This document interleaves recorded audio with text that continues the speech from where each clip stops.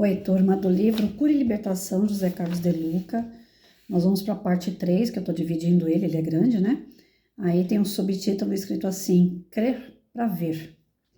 André Luiz, entidade espiritual que escreveu diversas mensagens através de Chico Xavier, afirma que devemos crer firmemente na influência e na vitória do bem para que não haja espaço para o mal em nossa mente.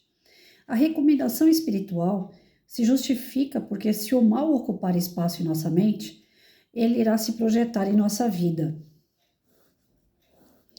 Daí o alerta para que venhamos crer na vitória do bem com muita convicção.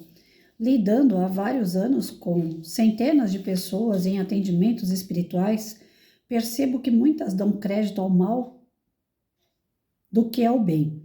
Noto que inúmeras delas montaram um cenário mental em que a dor e o sofrimento se tornaram bancos de uma praça onde a pessoa passará o resto de seus dias. Muitos até querem o bem, o sucesso, a saúde, mas por dentro não acreditam que possam desfrutar dessas condições e por isso inclinam seus pensamentos para o negativismo. E a cura e a libertação passam necessariamente pela alteração dessa perspectiva trágica e maligna que se instalou na mente da maioria das pessoas. Precisamos ficar atentos a esse conselho de Paulo ao apóstolo. E não vos amoldeis ao sistema deste mundo, mas sede transformados pela renovação das vossas mentes, para que experimenteis qual seja a boa, agradável e perfeita vontade de Deus. Que palavras libertadoras Paulo nos apresenta. Ele diz que a vontade de Deus para nós é boa, agradável e perfeita. Isso quer dizer que Deus deseja para nós coisas boas, agradáveis e perfeitas. Nisso devemos crer, e não no sistema do mundo que muitas vezes quer nos derrubar. A nossa mente deve estar em Deus, nessa vontade boa, agradável e perfeita que Ele tem para cada um de nós. O sistema do mundo pode querer o seu fracasso, mas a vontade de Deus é a sua vitória. Muitos poderão desejar que você chore, mas a vontade de Deus é que você sorria. O mundo pode lhe roubar todas as oportunidades, mas a vontade de Deus sempre lhe abre uma nova porta. As pessoas podem dizer que você jamais dará certo na vida, mas a vontade de Deus prepara um caminho certo só para você. Todos podem ter desistido de você, mas a vontade de Deus é estar juntinho do seu coração, nos instantes mais solitários da sua existência. Entretanto, para experimentarmos tudo isso, é preciso renovar a nossa mente, como aconselha Paulo. Sede transformados pela renovação das vossas mentes, para que experimenteis qual seja a boa, agradável e perfeita vontade de Deus. É a condição sem a qual não conseguiremos cura e libertação. Seremos transformados pela renovação das nossas mentes. Sem a renovação mental, não conseguiremos experimentar as coisas boas que Deus preparou para nós. Sem a renovação da nossa mente, não haverá renovação das nossas células doentes. Não haverá transformação das energias negativas que nos acompanham. Não haverá abertura de caminhos para a nossa prosperidade, nem haverá espaço para o amor entre a nossa vida. É possível concluir que muitos dos nossos problemas são originários do excesso de pensamentos negativos acumulados em nossa mente. Pensamentos que nós aceitamos e validamos e que agora carecem ser eliminados. Gente, a semana está incrível. Eu participei de uma roda de conversa na segunda-feira. Acabei de passar a limpo as anotações que eu fiz durante a explanação de uma oradora, palestrante. Gláucia, o nome dela. E a roda de conversa era feita pelo pessoal da USE e da Cantareira.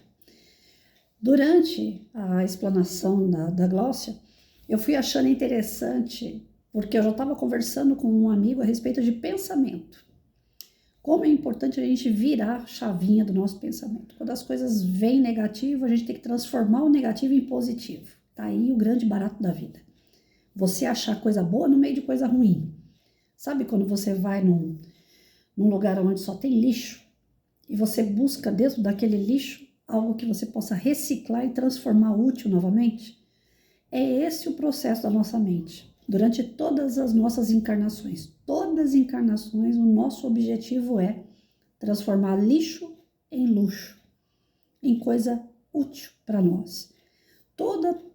toda a nossa existência, desde que nós fomos criados, nós estamos sendo testados a se moldar, a melhorar, aperfeiçoar, transformar, evoluir.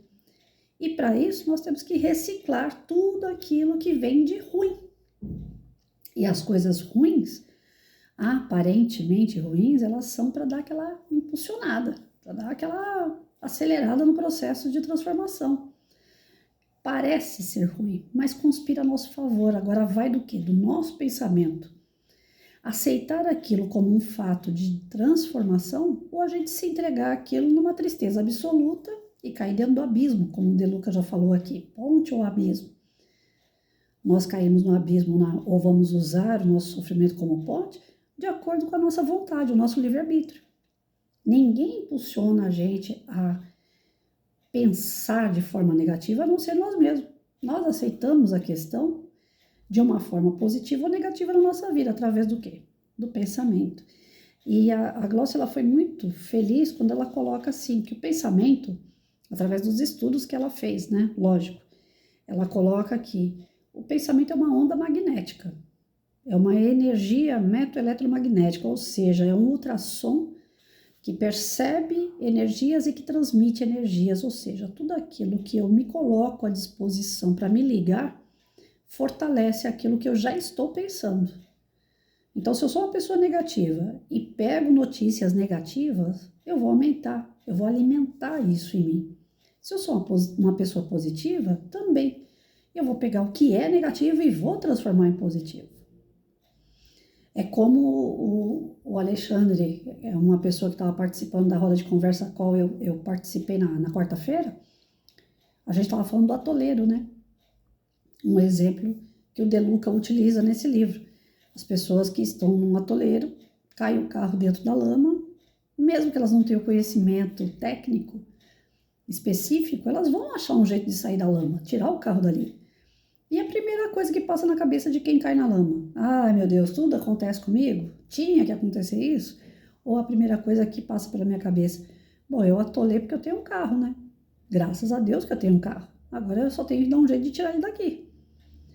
Então a situação é a mesma, mas e o pensamento? Qual foi o primeiro pensamento que passou por você? Geralmente a gente tem um pensamento pessimista. Geralmente a gente se liga mais com as coisas negativas. Ainda agora eu estava conversando com um amigo pelo WhatsApp e ele falou uma coisa que é verdade. Ele falou, Patrícia, você utiliza os seus exemplos pessoais, a sua vida, a sua experiência, para atrelar ao conhecimento da doutrina. Aquilo que foi válido para você, o que te ajudou a superar algumas situações e tal. Mas em alguns momentos você utiliza esses exemplos de uma forma negativa.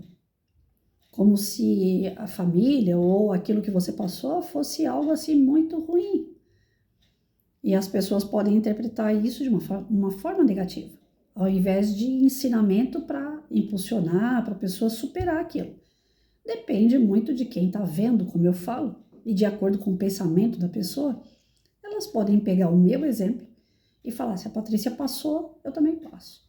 Se a Patrícia tem esse exemplo para dar, é para me alertar. Mas outras pessoas podem pegar o meu exemplo de fato e falar assim, caramba, né? Que triste, que chato, e amargurar o coração devido a uma experiência negativa minha. Então, se isso eu causar em alguém, eu peço desculpas, porque a intenção não é essa, a intenção não é passar para as pessoas algo negativo. O tempo todo eu tento passar através dos vídeos do estudo que através das coisas negativas nós podemos transformar em positivo. Tem muita coisa que eu superei do passado e tem coisas que eu não superei. Que quando abre a ferida, ainda dói. Fato é que algumas vezes vocês me pegam, inclusive, emocionada. Algumas vezes vocês me veem aqui com o nariz vermelho, chorando, porque ainda é algo que fere, que não está cicatrizado, não está curado. Eu busco, através das leituras, o que o livro está falando aqui, me curar e me libertar. Nem sempre isso é uma tarefa fácil, geralmente não é. Por quê? Porque além da ferida física, existe uma ferida moral. Na explanação que eu fiz na quarta-feira, na roda de conversa, eu percebi que esse rapaz mesmo, esse Alexandre, que faz parte da USE, ele levantou assim a questão muito dos problemas físicos de saúde que eu coloco sempre, que eu acho que é o problema maior que eu tenho na atualidade. Se fosse há 5, 6 anos atrás, eu ia expor outros problemas, mas hoje o que eu enfrento é o da saúde. De acordo com a nossa realidade, a nossa vivência, a gente acaba falando um pouquinho mais daquele assunto. E dentro da explanação que eu fiz, eu tentei colocar as dores e sofrimentos físicas e morais. Mas o Alexandre me chamou a atenção que ele bateu muito na questão física. Eu acho que eu enfatizei muito essa questão física e ele nem percebeu que eu falei da questão moral. Ou eu falei muito pouco da moral, a tal ponto dele nem ter percebido que saiu alguns problemas ali, algumas dores morais, sim. Então, quando as pessoas me chamam a atenção de que o meu pensamento está muito repetitivo diante de algum sofrimento, de alguma dor, de alguma angústia, alguma frustração, eu gosto que me chame a atenção. Eu não gosto e ainda não tenho maturidade é para debater. Às vezes aquilo que é certo para mim, como eu já falei, eu não busco a perfeição, eu busco me melhorar, mas não busco a perfeição da noite para o dia porque eu sei que eu não vou ter. Não vai ser numa encarnação, como lá na escola, não vai ser numa recuperação de um mês que você vai recuperar um ano de estudo. Então, no meu caso, não vai ser daqui até o finalzinho da minha vida que eu vou recuperar 50 anos dessa encarnação e mais sabe quanto tempo de outras encarnações. Então, o tempo que eu perdi, perdi. O que eu puder aprender, o que eu puder recuperar daqui até o último dia, beleza. E ainda assim eu sei que vai ficar muita coisa para a próxima. Tenho consciência disso. Então, não quero ser a perfeita. Mas aquilo que eu tenho como verdade, eu não tenho maturidade, eu não tenho ainda aquele equilíbrio para debater. Eu não tenho. Eu sou da curta e grossa. Eu ainda continuo sendo assim. Para mim, árvore é árvore, flor é flor. Mas por quê? Vamos explicar o porquê. Ah, eu não sei. Mas árvore é árvore, eu aprendi assim, flor é flor, eu aprendi assim. Então eu não tenho essa maturidade, eu não tenho esse conhecimento para ficar debatendo sobre coisas. Quando eu pego uma explicaçãozinha maravilhosa como essa da Glaucia, onde ela coloca quem é Deus, o princípio, né? Era Deus, Deus é a inteligência suprema. Aí se alguém perguntar, mas por que é a inteligência suprema? Aí, se ficar detalhando o porquê das coisas, eu perco o jogo de cintura. Eu falei, eu acredito nisso aqui, acabou. Eu não tenho muito para onde ir, porque o meu pensamento a vida inteira foi esse aqui. É um pouco de síndrome de Gabriela? Talvez, né? Nasci assim, cresci assim. Algumas coisas o espiritismo já fez eu mudar. Mas foi preciso 52 anos para mudar. Né? Não 52 porque eu comecei aos 16, já comecei tarde. Mas é devagar que eu vou aprender. Não adianta chegar em mim e ficar jogando um monte de questionamentos e dúvidas e colocando aquilo que eu acredito em dúvida, porque eu vou colocar um passo para trás. Eu sou arisca. Quando uma pessoa chega em mim e se dá demais, eu fico arisca. Porque é difícil as pessoas serem muito dadas, muito amigas, muito próximas, muito queridas, ou muito, me assusta. Então eu fico na retaguarda. Assim é para o novo conhecimento, assim é para novos amigos, para um relacionamento, eu fico na retaguarda. Depois que eu embarcar de cabeça, aí a pessoa leva até minhas calças que eu não percebo. Que aí eu me dou por completo a pessoa, mas eu sou arisca, a princípio eu sou arisca. E é o meu pensamento que faz isso. Às vezes eu poderia me entregar um pouco mais, eu poderia ser um pouco mais próxima das pessoas, mas eu fico relutante, porque o meu pensamento já fica naquele pisca-alerta, né? Olha, cuidado, você já tomou muito tombo, você já teve exemplo que não deu certo. É esse negativismo que o De Luca coloca.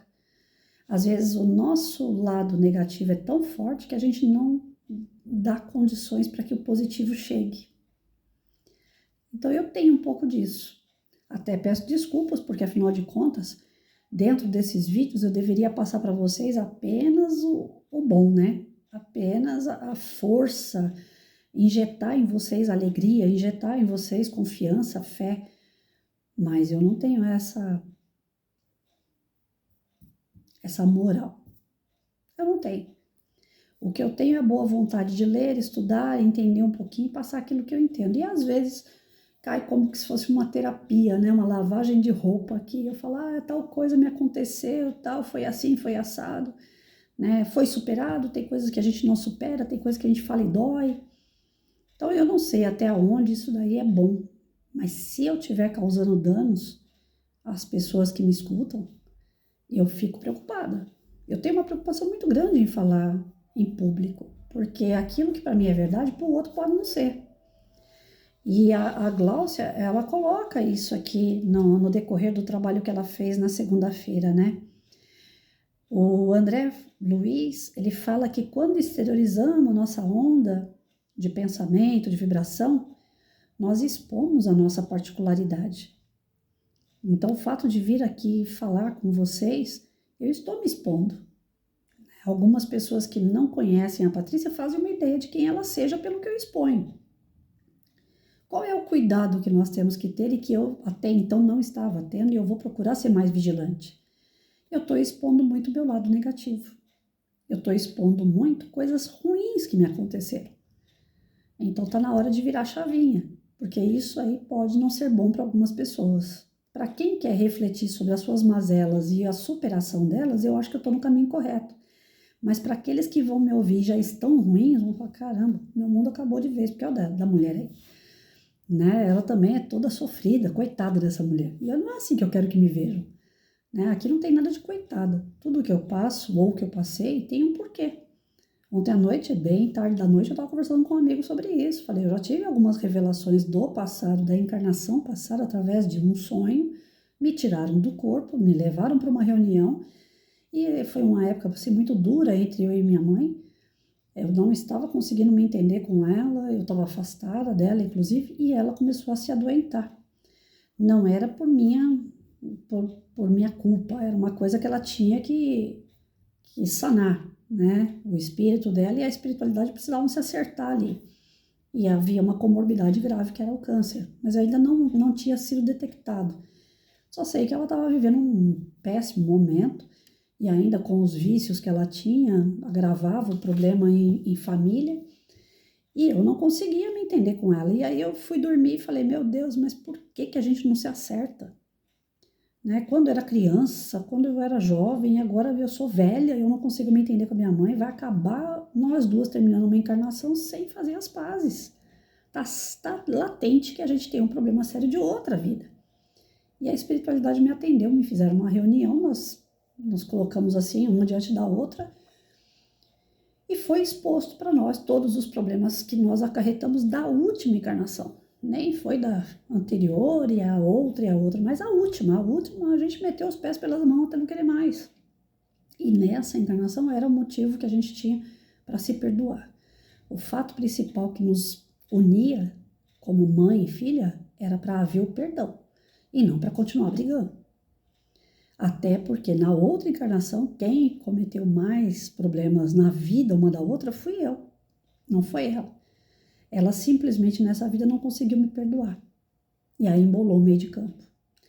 Então a gente percebe o quê? Que situações que agravam na vida da gente em relação ao próximo já não é de hoje. Já não é de hoje.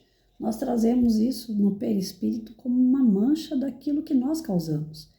E aquilo entra em sintonia com outros planos, os inferiores que estão ao nosso redor e as pessoas que estão também em volta de nós, que sintonizam com aquela energia. É onde a Gláucia fala muito que é a questão do pensamento. O pensamento é uma anteninha. Aquilo que eu tiver pensando, eu atraio, eu trago para mim. Então, em minha volta, sempre teve algumas situações que eu falava assim, mas por que está acontecendo isso? Por que 2 homens tentaram me pegar quando eu era jovem? Por que em alguns momentos a minha mãe me ofereceu para homens mais velhos e com dinheiro? Por que eu não consegui ter conclusão dos ciclos, como todo mundo tem, começo, meio e fim? Tudo que eu comecei, eu fui pela metade. A única coisa que deu certo foi a minha profissão, que eu terminei com honra. Pelos 50 anos de idade, os 32 trabalhados. Por lei humana, eu concluí. Se eu pudesse, se eu tivesse a saúde em ordem, eu ia morrer numa sala de aula. mas de certa forma eu consegui concluir aí a jornada. Foi a única coisa que eu consegui concluir. De resto, ficou tudo pela metade. Algumas por minha culpa, porque eu abandonei no meio do caminho, e outras porque as pessoas mesmo se afastaram, as situações mesmo levaram a cada qual para um canto e não foram concluídos esses ciclos. São ciclos que ficaram em aberto para mais uma nova encarnação, quando a gente pedir oportunidade para estar junto outra vez.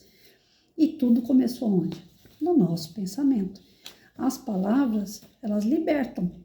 Os pensamentos que nós temos, eles podem nos libertar. As palavras são as ações do que aquilo que passa no nosso pensamento. A gente pode se libertar, mas também a gente pode se colocar numa prisão perpétua.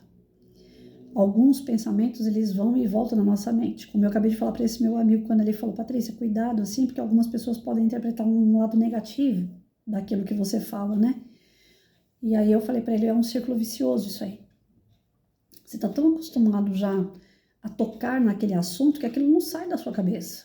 Por mais que você tenta superar, ele está ali te cutucando, tentando te ferir, a ferida não fecha.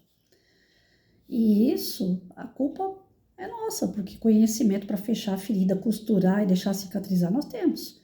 Qual é a ferramenta? A oração, explanar para as pessoas o nosso desejo de ser perdoado, de pedir perdão, de perdoar. Nós temos como se libertar, mas nós ainda utilizamos a ferramenta do quê? Do orgulho e do egoísmo que não nos deixa passar por essa prova de uma maneira branda. Para nós é uma tortura ter que perdoar. Hoje pela manhã, quando eu estava tomando café, não sei porquê, entrou um assunto de uma pessoa que já me feriu bastante. Ela foi o estupim, inclusive, para que a minha doença estourasse no corpo, né? E tá certo, a gente abre a porta para que as coisas aconteçam. Mas ela foi uma das causas que eu permiti acontecer, né? De estourar a doença em mim. E hoje, pela manhã, a gente estava conversando sobre as consequências que essa pessoa está sofrendo. Está sofrendo perseguição dentro do profissional, como ela também já perseguiu muitas pessoas. Está sendo desprezada, como ela sempre desprezou pessoas. Está sendo humilhada, como ela sempre humilhou pessoas. E segundo o que as pessoas falam a respeito dela, está entrando num estado de depressivo. Ou seja, a depressão ela vem daquela sensação, daqueles pensamentos negativos, de raiva, de rancor, de ódio, sensação de solidão, de estar sozinho. Ou seja, a depressão é um estupim de todos os sentimentos ruins e pensamentos ruins que uma pessoa tem. É o estupim, é a gota que falta para estourar. Se estourar, e de fato ela se aposentar, como estão dizendo que ela está querendo se aposentar, essa pessoa não vai viver bem e nem em paz, para começo de história, pelos pensamentos que produz. E diante de toda aquela energia, aquela irradiação que ela mesma emitiu a todos em sua volta. Assim é a justiça de Deus. Ele vai permitir, porque você tem o livre-arbítrio. Ele vai deixar você ser feliz ou infeliz, depende daquilo que você quer. Quando você extrapola demais, que ele vê que está saindo realmente do eixo, ele puxa a doença, a solidão. Alguns sinais são dados para nós do tipo assim, você foi longe demais, agora volta. Volta, se arrepende e faz diferente. E para a gente fazer diferente, a gente precisa ter uma renovação mental, a gente precisa parar de pensar nas coisas negativas e transformar essas coisas realmente em coisas boas. Aí, a Gláucia, na explanação dela, né, vou utilizar ela porque é muito, sabe, se encaixa demais aqui um texto no outro. E ela fala que para você se transformar mentalmente, precisa de uma coisinha só, a sua vontade. Nós precisamos ter boa vontade com as pessoas, mas em primeiro lugar com a gente mesmo. Nós não temos boa vontade com a gente. Nós não agimos bem para nós. A gente tenta agir bem para os outros. A gente tenta perdoar os outros. Mas a gente não se perdoa. A gente se critica o tempo todo. Algumas pessoas começam a a se colocar abaixo do que realmente elas são. Agora há pouco eu coloquei no Face uma brincadeira. Falei, gente, pelo pouco que vocês me conhecem, vocês acham que eu, se fosse homem, ia querer namorar comigo, Patrícia, mulher? Aí uma amiga já colocou lá, sendo exigente do jeito que você é, eu não ia querer. Você não ia se querer. Mas essa brincadeira tem um fundo. É que até agora eu não voltei lá para falar o fundo. A gente se abandona. Nem a gente se quer. Como é que a gente pode querer que o outro queira a gente? A gente não se cuida. Como é que a gente quer que alguém cuide da gente? A gente se despreza, a gente não se valoriza. Como é que a gente quer que alguém valorize nós? Quando a gente se abandona, não tem mais motivo de querer que alguém goste da gente, porque a gente não se gosta. A gente não se enxerga. Por mais problemas que eu tenho e tenho enfrentado a minha vida toda, eu procurei ter a autoestima no lugar. Nem para mais, nem para menos. Mas em alguns casos, em alguns relacionamentos, eu coloquei a Patrícia lá embaixo. Eu deixei as pessoas me usarem como tapete, como um degrau, como um ponto de apoio para que elas pudessem subir. E eu ficava abaixo dessas pessoas. Mas a primeira que se abandonou fui eu mesma. A primeira que deixou toda essa situação chegar a esse ponto fui eu. Não foi o outro. Eu lembro que essa situação mesmo com essa pessoa com quem eu trabalhei, que era muito difícil, eu fui deixando ela dominar, até chegar um dia que eu peguei uma mesa de professor, aquelas mesas grandes de madeira, eu puxei a mesa para minha barriga, encostei mesmo a mesa na minha barriga, coloquei a cadeira bem abaixo da mesa e fiquei assim, ó, por 8 horas encolhida. Eu tava com medo, eu tava com receio, eu tava triste, eu tava desolada, eu tava sem uma luz. Eu não sabia o que fazer. Se eu pedia minha aposentadoria, se eu pedia licença médica, se olhava para a cara dos alunos e falava, mas por eles eu tenho que estar aqui. Mas eu não estou bem. Como é que eu vou dar uma aula para essas crianças? Como é que eu vou ensinar algo de bom se eu não estou bem? O meu maior medo, meu pânico, é que aquela porta da sala abrisse, porque a porta estava fechada, e aquela mulher entrasse na sala. Porque todo momento que ela entrava na minha sala era para me avacalhar, para me humilhar. E eu fui deixando. Eu fui chegando num ponto que eu não achava mais volta. Até o dia que aconteceu isso na mesa, e eu falei, tá errado, eu vou ter que me proteger. Eu vou ter que fazer alguma coisa para sair dessa. Porque se eu não sair, não vai ter ninguém que me tire. Eu tô me permitindo entrar numa dessa. Aí eu abri a porta da sala e fui atravessar o pátio com medo de cruzar com ela pelo caminho. Eu não queria falar com aquela pessoa, eu não queria ver aquela pessoa. Eu não sei se isso é síndrome de pânico, sei lá. Mas na hora ali me pareceu um desequilíbrio muito grande, muito dolorido ter que ver aquela pessoa. Atravessei o pátio caladinha, para que ela não me visse. Peguei um Uber, vim para casa, pensei mais um pouco, falei, tá na hora de resolver essa situação. Agora tá na hora de dar a volta por cima. Mais um pouco a Patrícia não vai existir mais. Aí eu voltei no outro dia na escola. Eu tinha colocado um cartaz na sala de aula. No outro dia não, 2 dias depois, porque isso aconteceu no sábado, foi uma reposição de aula. Eu tinha pedido para os alunos, eu tinha pedido, na verdade, não. Eu fui passar um pano assim que eu entrei na sala, antes de me dar essa crise, de sentar e ficar quase 8 horas ali sentada. Eu passei um pano na sala, eu já estava com um problema para poder andar, me movimentar direitinho. E os alunos falaram, professor, a gente pode te ajudar? Eu falei assim, limpa a carteira de vocês, que enquanto eu passo um pano no chão, comprei desinfetante, joguei desinfetante na sala, dei uma esfregada. E nisso os alunos começaram a tirar o lixo de cima do armário dos outros professores, porque era um salve-se quem puder, né? Trabalhar com outras pessoas na mesma sala não é mole.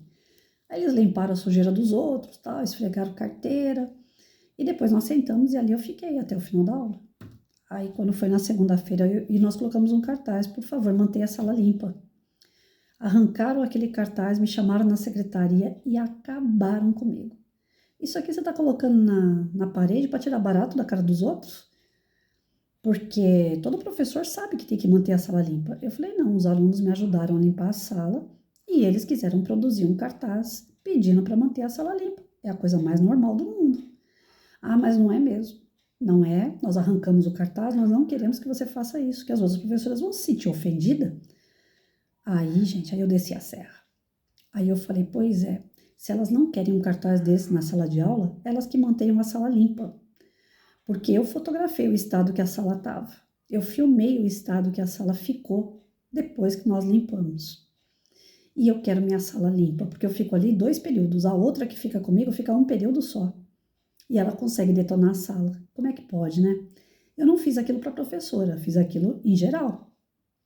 Mas se isso pode ser agressivo, então nós vamos resolver quem está certo e quem está errado agora na justiça da Secretaria de Educação, porque é para lá que eu estou indo. Se um professor está dando aula, está produzindo texto, está trabalhando com as crianças, a redação, pontuação, eu estou aproveitando uma situação em sala de aula para trabalhar português, para trabalhar valores. Então eu não estou ali brincando, eu não estou ali para fazer faxina simplesmente. Tinha um fundo por trás de tudo aquilo.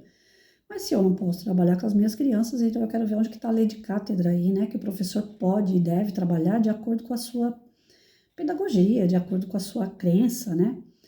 Então, eu vou para a secretaria para a gente poder ver isso. Nossa, gente, deu um rolo, porque eu falei que ia para a secretaria. Eu tive que ir em vias de fato, para eu poder concluir o tempo de serviço e depois me aposentar. Para vocês verem o que uma pessoa pode gerar na vida de muitas. Essa pessoa hoje, ela está sofrendo. Essa pessoa hoje está sofrendo tudo o que ela fez eu e outras professoras passarem. E não vai parar por aí. Aí as pessoas falam, você está se comprazendo disso? Você está alegre com isso? Não estou não, porque eu já sabia que tudo isso ia acontecer. Assim como eu também não fui santa no passado e nem sou, e ainda colho frutos amargos de situações e pessoas que eu causei danos, essa pessoa também não vai ser diferente. E vai ter um dia que a gente vai ter que cruzar com essa pessoa. O meu pensamento está voltado para ela. Então eu estou sintonizada nessa pessoa ainda. Eu não consegui sarar essa ferida. Mas dia menos dia a gente vai acabar se reencontrando. E vai ter que ter o perdão. Porque senão esse laço não vai acabar nunca. Daqui a pouco tem outra encarnação e eu estou junto com essa dita cuja de novo. Então a gente tem que fazer, através do nosso pensamento, já as mudanças. Tomara, Senhor, que eu encontre com ela a tempo de pedir perdão. Tomara, Senhor, que ela fique bem. Que diante dos erros dela, que diante das coisas ruins que ela fez, ela possa aprender, que ela possa melhorar. Olha como é difícil a gente pensar assim em razão do nosso inimigo. Em razão de pessoas que nos fizeram sofrer. É muito difícil falar todas essas coisas, não é? Mas se eu não fizer esse exercício, eu vou estar atrelada no meu pensamento com ela, em vibrações baixas, aonde uma não perdoa a outra e a gente vai continuar nessa briga eternamente, causando danos uma na vida da outra.